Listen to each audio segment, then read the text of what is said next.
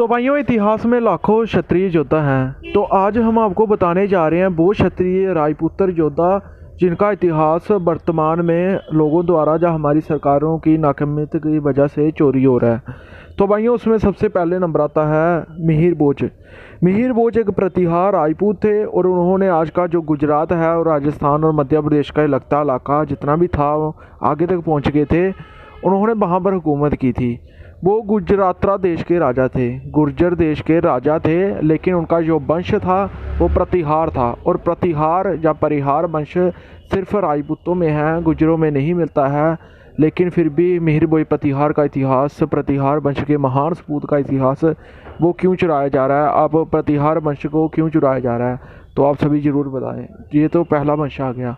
अब दूसरा वंश है, दूसरा वंश याद कर लो जिसका नाम है यशोधर्मन कलचूरी। कलचूरी राजपूत मध्य प्रदेश में आज भी हैं, चंदेलों की शाखा है। हहेया वंश चंद्रवंशी क्षत्रिय हैं। तो आप देखिए कि मंदसौर के जो राजा थे कलचूरी निभाए रहा है। राजपूत भी होते हैं लेकिन बहुत कम बचे थे, उन्होंने बहुत युद्ध लड़े जिसके कारण मिट गए। लेकिन राजा यशोधर्मन कलचूरी है और उनको दूसरी जाति का बताने की कोशिश की जा रही है।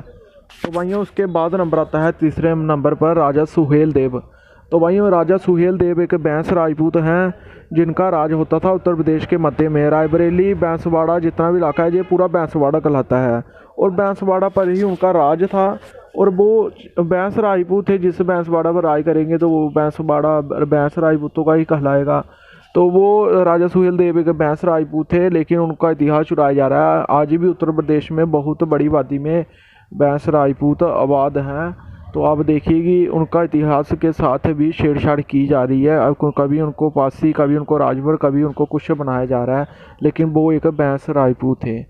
तो भाइयों, इसके बाद नंबर आता है चौथे नंबर पर। हम बात करने जा रहे हैं महान सपूत जनरल जोरावर सिंह का।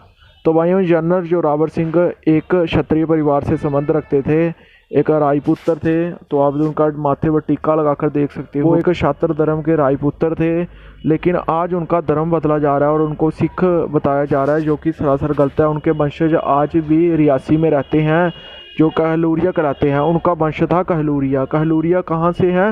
हिमाचल के कहलूर से। कहलूर किनकी रियासत थी? चंदेल राजपूतों की। वो है चंदेल राजपूत और कहलूरिया से रहने की वजह से उनके जो वंशज हैं वो कहलूरिया कहलाते हैं। तो कहलूरिया राजपूतों में ही आते हैं। उनमें से एक भी बंदे ने सिख धर्म नहीं अपनाया है।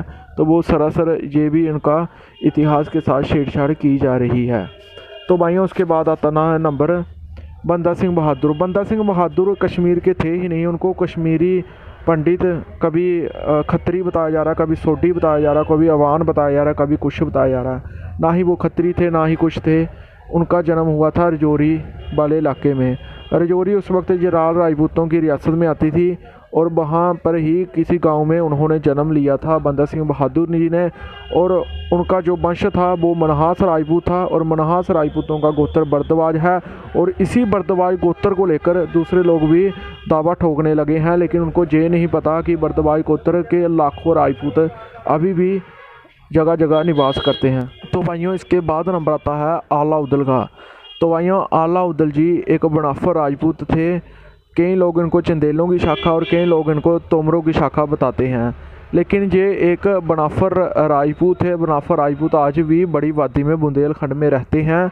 लेकिन आप देखिए कि कोई भी किसी का वंश होता है, अहीर इन पर क्लेम करते हैं, लेकिन अहीरों में बनाफर वंश एक भी नहीं पाया जाता जो बुंदेलखंड में है। बुंदेलखंड के सभी बनाफर राजपूत हैं। उनके 84 गाँव हैं जिसकी पोल हम पहले भी खोल चुके हैं और इनका भी इतिहास चुराया जा रहा है।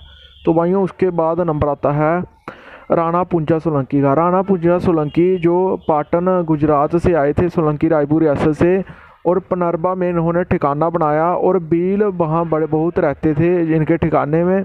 उन्होंने बीलों की एक सेना बनाई, लेकिन उसका राणा था वो राजपूत था जो राजा था। पनरबा के राजा थे राणा पुंजा सोलंकी।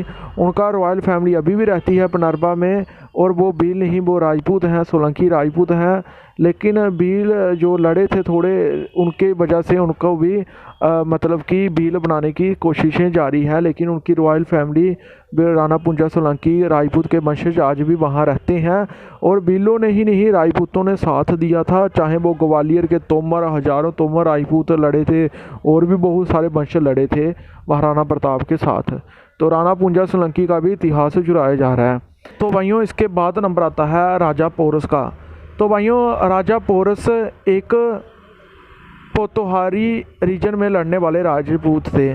पोतोहार रीजन रावलपिंडी में पड़ता है, झेलम में पड़ता है, और जहाँ पर वो कटोच राजपूत वंश से संबंध रखते थे, जिनका राज जो पहले हिमाचल आपको पता है कि 1972 में बना है, और हज़ारों साल पहले जो हिली पंजाब था वो हिमाचल ही है आज का।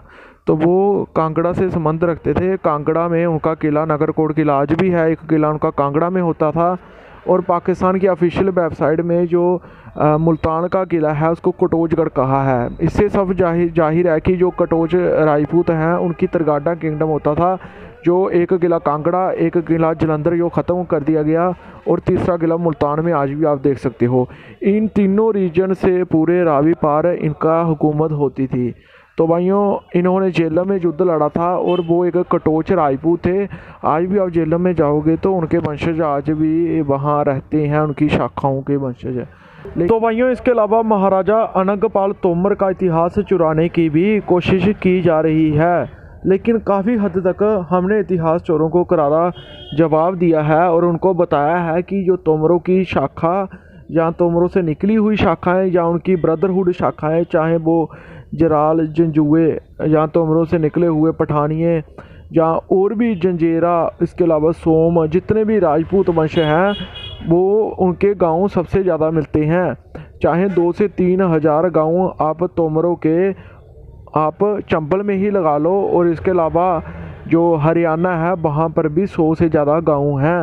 वो भिवानी और महेंद्रगढ़, ये जहाँ पर तंवरों की अच्छी शाखाएं रहती हैं। तो भाइयों इसके अलावा दुल्ला भट्टी का इतिहास भी चुराने की कोशिश की गई, क्योंकि पंजाब इतिहास के महान सपूत बब्बर शेर रहे हैं, जो कि सांदलबार के राजा थे और मुग़लों को टक्कर दी थी। लेकिन बीबीसी ने पिछले साल ही जब उनके नाम पर लोहड़ी मनाई जाती है, लोहड़ी का त्यौहार जो सभी लोग मनाते हैं वो उनके नाम पर मनाया जाता है, जब उन्होंने 2 हिंदू ब्राह्मण बेटियों को बचाया था, तो उसके बाद लोहड़ी उनके दिन के रूप में मनाई जाने लगी और उन्होंने मुग़लों से युद्ध भी लड़ा था।